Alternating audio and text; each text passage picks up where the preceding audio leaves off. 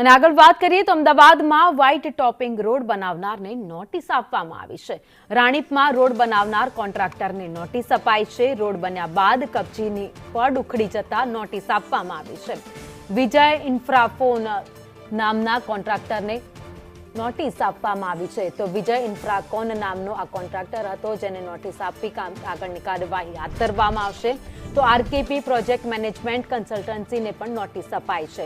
3.5 થી 4 કરોડના ખર્ચે વ્હાઇટ ટોપિંગ રોડ બને છે।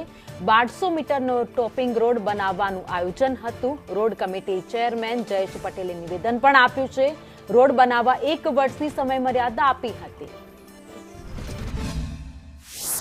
વ્હાઇટ ટોપિંગ રોડની જે કામગીરી ચાલી છે એમાં કોન્ટ્રાક્ટર તરીકે વિજય ઇન્ફ્રા 1200 મીટરનો રોડ છે, લગભગ અંદાજિત 3.5 થી 4 કરોડનો અંદાજિત છે। ઉપરનું ટોપ સહેજ ઘસારો વળતા ઉપર કપચી દેખાવા લાગેલી, તો અમારા કાઉન્સિલર સ્થાનિક કાઉન્સિલરે રજૂઆત કરતા એડિશનલે આરકે પીએમસી અને વિજય ઇન્ફ્રાને નોટિસ